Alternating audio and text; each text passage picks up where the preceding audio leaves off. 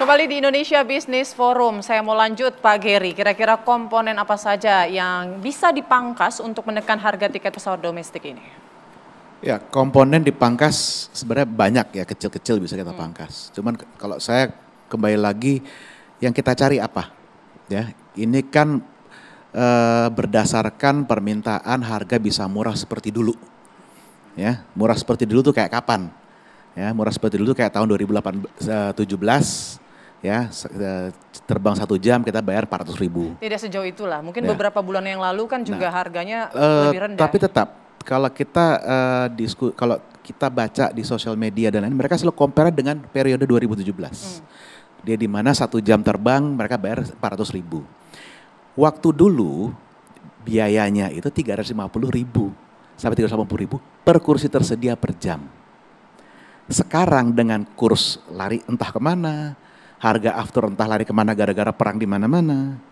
Sekarang lari ke 550 sampai 600.000 per kursi terbang. Per kursi tersedia per jam terbang. Jadi ada kenaikan kira-kira 2/3. Jadi 1,6 sampai 1,7. Ya. Kalau tadi kita mau lihat komponen apa, kembali lagi. Kalau misalnya kita cuma bisa makas 5% dari biaya, masyarakat akan puas tidak? Kayaknya belum Tidak. puas ya, belum cukup ya. Nah, kalau tadi yang contoh yang tadi Pak Budi bilang, yang tadi angkat konstanta itu 3851 ya. Sekarang harga aftur itu sekitar 13-14 ribu sebelum PPN dan lain-lain ya. Kita ambil 4.000 aja dari situ. Harga fuel turun ke 9.000. Harga fuel turun ke 9.000 itu berarti 25% dari harga fuel hilang. Nah, fuel itu adalah 40% dari komponen biaya terbang. Oke, 40% dari 25% berapa? Itu bisa turun lebih dari 10%. Ya kan? Signifikan tidak? Ya lebih signifikan daripada misalnya kita pangkas PPN aja. Kalau kita pangkas PPN di aftur, itu hanya 10% dari 40, hanya 4%. Ya, kita pangkas biaya masuk dari spare parts, ujungnya net efeknya ke biaya penerbang itu 1-2%. Nggak berarti. Jadi kalau niatnya membuat lebih efisien, oke. Tapi kalau niat adalah bagaimana kita bikin tiketnya murah, kita mimpi. Sorry aja gitu. Selain after mungkin kan ada biaya-biaya lain, misalnya PPN, bisa nggak Ya, dipangkas PPN, atau mungkin ditanggung pemerintah misalnya. PPN kalau mau ditanggung pemerintah, pertanyaan jadi begini, apakah tiket penerbangan ini adalah sebuah komoditas pokok kebutuhan yang harganya layak distabilisasi, seperti beras, ya, bawang merah aja harganya naik turun gitu loh, ya kan? Kalau tiket dibilang adalah bahan pokok, ya komoditas, ya itu buat saya nggak masuk akal, ya. Memang siapa sih nggak pengen liburan? Saya juga pengen liburan kok, gitu. Tapi kembali lagi, kalau kita bilang tiket kemahalan jadi orang nggak bisa berlibur, ya mohon maaf aja, saya mau nginep di hotel Pullman nggak bisa karena kemahalan. Tolong dong turunin, pemerintah tolong turunin dong. Nggak mungkin kan kayak begitu. Sekarang realitanya adalah harga sudah naik sampai 660.000 per kursi tersedia loh, bukan kursi terjual. Ya, kalau load factor 60%, berarti 660.000 dibagi 600.000 dibagi 0,6. Berapa? 800.000. TBA-nya sekarang di berapa 1 jam terbang untuk LCC? 800.000. Baik, kalau tadi dikesamakan dengan hotel, sebetulnya kan biaya perjalanan ini kan jadi salah satu faktor utama biasanya yang jadi pertimbangan wisatawan sebelum dia berlibur begitu. Kemudian kayaknya banyak juga mungkin dari kita yang lebih memilih penginapan yang biasa aja, yang penting kita sampai begitu. Berarti kan itu faktor pertama dan utama yang saat ini dipertimbangkan masyarakat. Dan logikanya untuk destinasi yang mungkin peminatnya lebih besar seperti survei yang pernah dilakukan oleh Kemenparekraf di 2023, ini pesawat ini menduduki peringkat pertama sebagai pilihan moda transportasi wisatawan di Indonesia. Artinya semakin banyak harusnya harganya juga bisa semakin murah. Oke, saya butuh fokus di satu titik dulu ya. Iya, moda transportasi paling diminati karena paling cepat. Ya. Apakah kemahalan?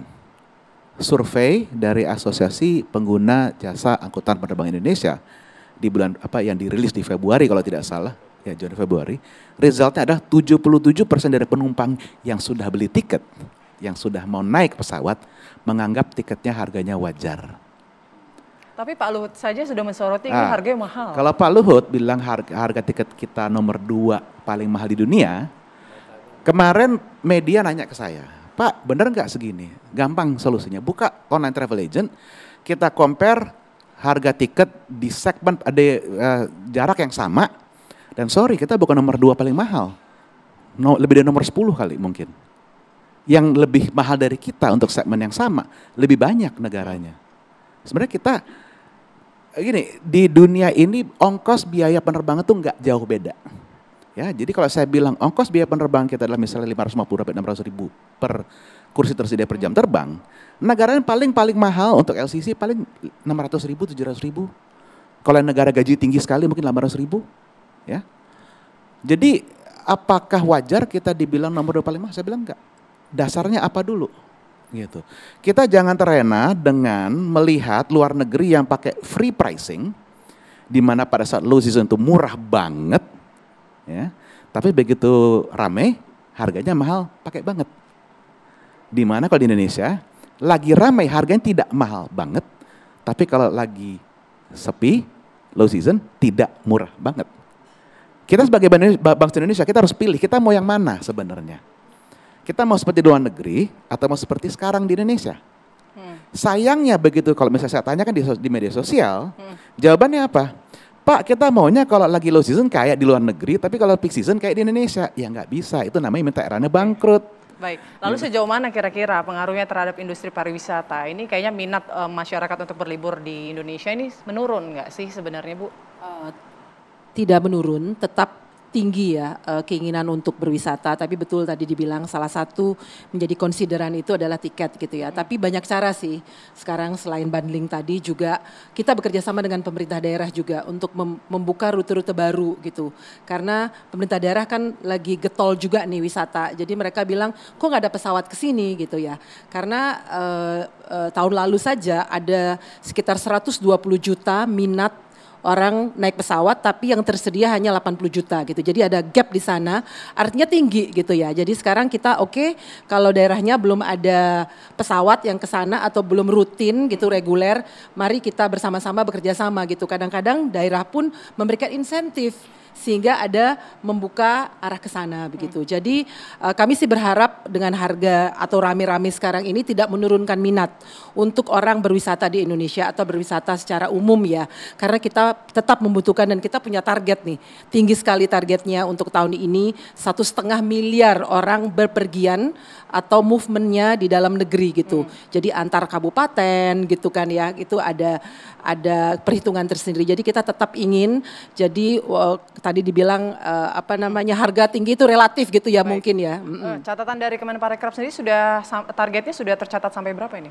Ya, untuk dalam negeri belum, karena ini BPS keluarnya setiap 6 bulan sekali. Tapi kita berharap terus persen tinggi. Lagi kira-kira mencapai target? Ya setengahnya ya sebelum itu. Tapi tahun lalu aja 825 juta ya. Tapi semoga tetap itu tinggi keinginannya untuk berwisata. Tapi again ya untuk di Jawa mereka memang mengandalkan darat. Karena kan sudah terhubung dari ujung timur sampai ujung barat begitu ya, atau barat dan timur. Tapi di luar Jawa, karena kita juga ingin mengembangkan pariwisata itu keluar Jawa dan Bali juga gitu. Jadi ada kereta api, ada macam-macam lah ya. Baik. Moda transportasinya. Baik, ini kan Satgas ini kan lintas kementerian juga. Dari Kemenparekraf sendiri sudah merekomendasikan apa untuk menekan harga tiket pesawat domestik ini?